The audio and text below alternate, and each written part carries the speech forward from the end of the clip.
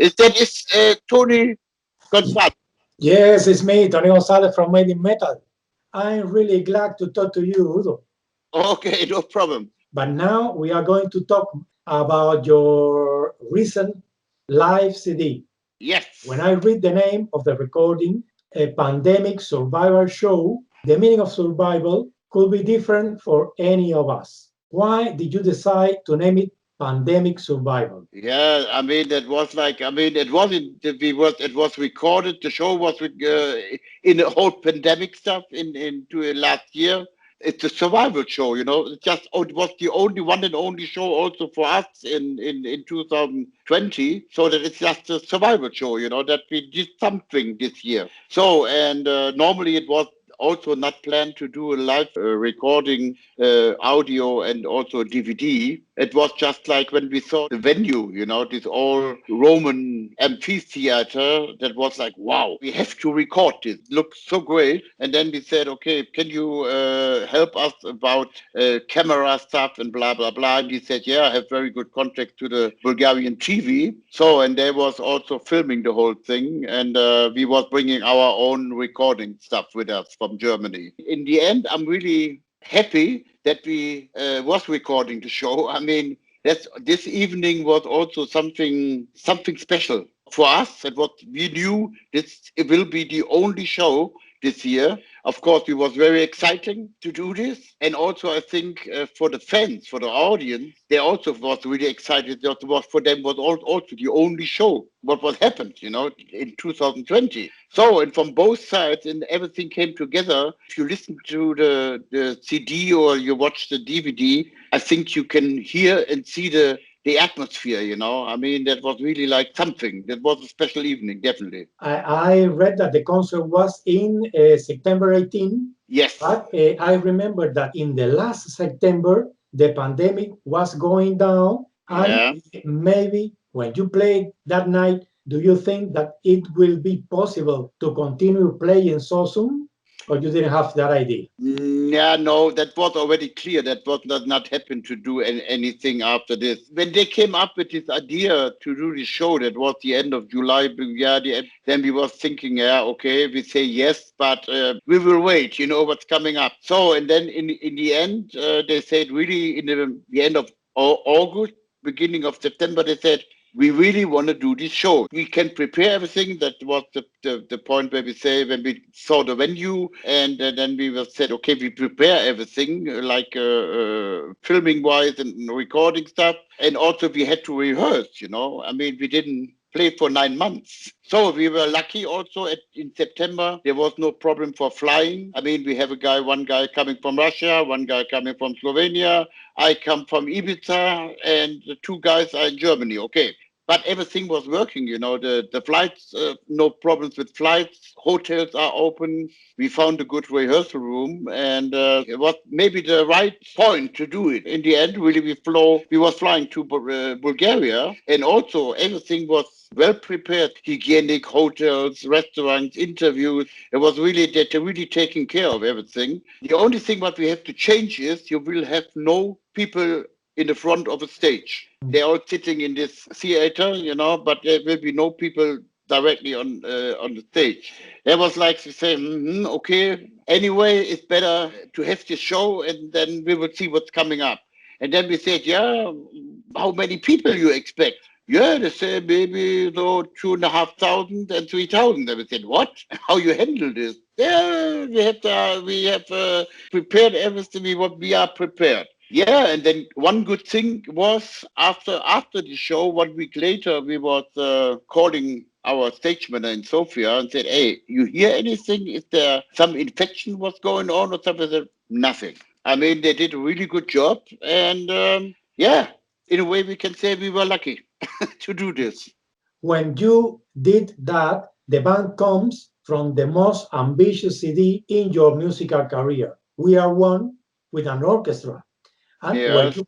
were you planning a live concert with an orchestra after the lockdown, or you plan a concert with the orchestra before the lockdown, and the lockdown make it impossible? Yeah, I mean, there was planned that we do the show with the orchestra at Wacken Festival. Mhm. So Wacken was cancelled. And so this year, we again on the bill in Wacken. But, all the festivals now slowly say, no, no, no, no. Wacken is still waiting. They said, yeah, we are waiting for 3 or 4 more weeks. But if you ask me, also this year, there will be no Wacken. That cannot be possible. I Yes. mean, and we will see. I mean, hopefully we can start touring this year. I mean, the plan is that we start touring in the end of September. We start in Russia and Ukraine, the first half of a European tour. We go then to Scandinavia and some shows in Holland, Belgium, I don't know. Now we get the first dates, rescheduled dates for South America in beginning of 2022.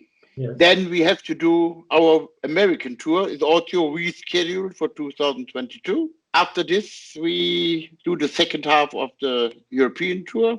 And then hopefully next year will be some festivals going on. We cross our fingers that everything is working. I saw that in this CD, the selection of the songs are really different. You take some songs that when I saw you playing a Leyendas del Rock, you don't play usually. Tell me, how was the selection of the songs? Yeah, I mean, it was like we was coming up with some songs, we didn't play for a long time. Yeah, we tried to make a good mix up. And then also the promoter was asking us, oh, is it possible maybe to play some Accept songs? Yeah, I said, yeah, okay, why not?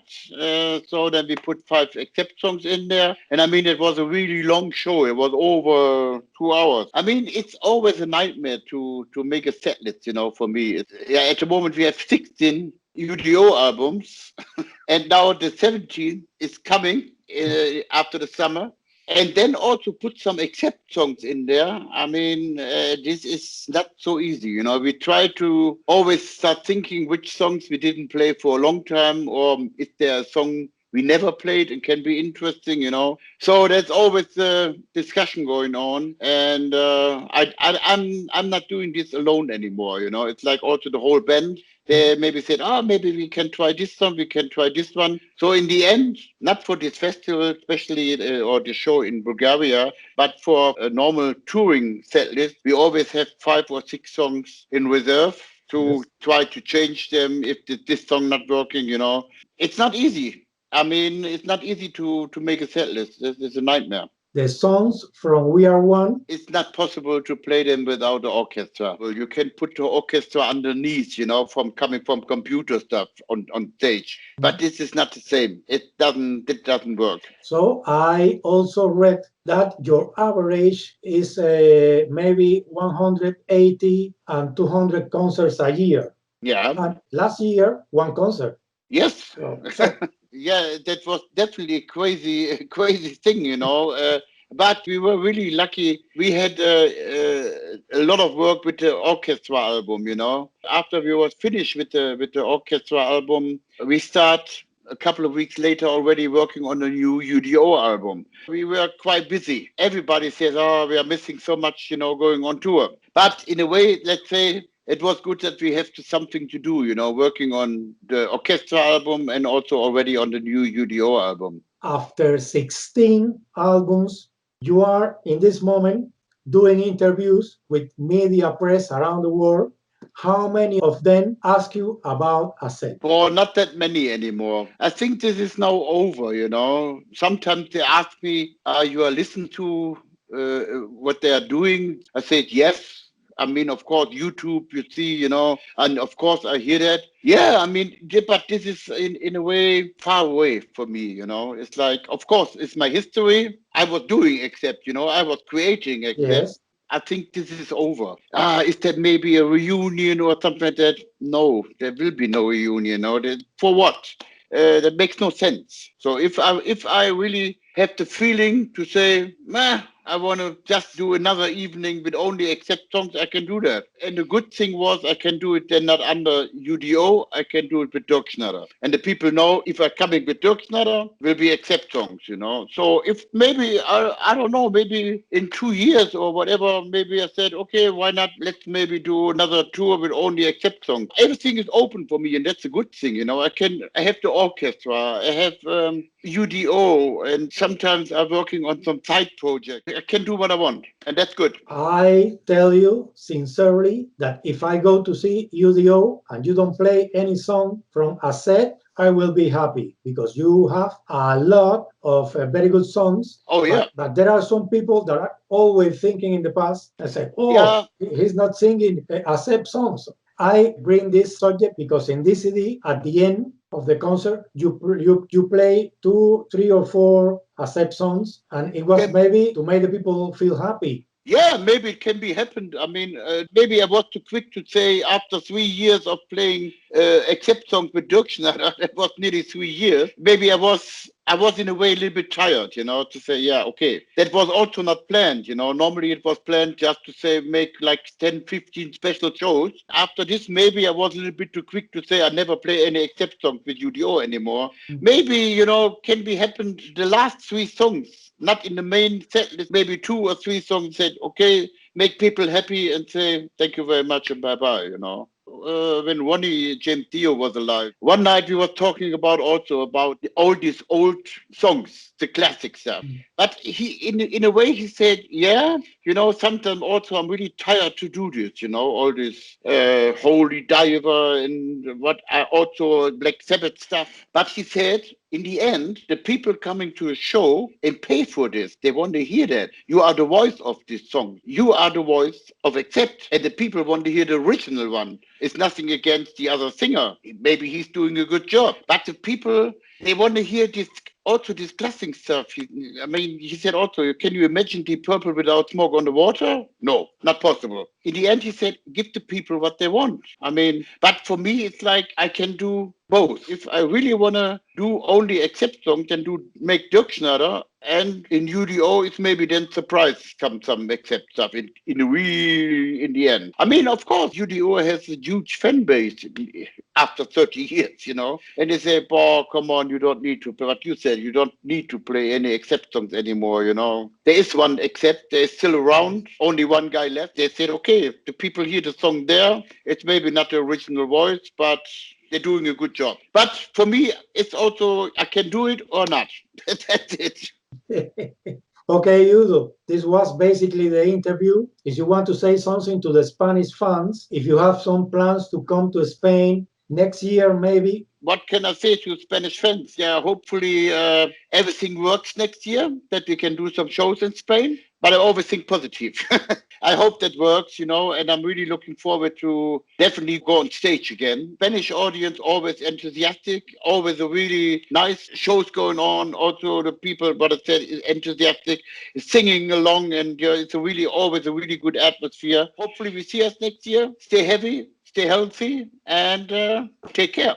This is basically all, Udo. I was really happy to talk to you. Yeah, no problem. Please be healthy. Take care of you. I will. I hope to see you so soon. You on the stage, me in the audience. Take care and stay healthy. Bye-bye. Bye-bye. Bye-bye. Bye-bye.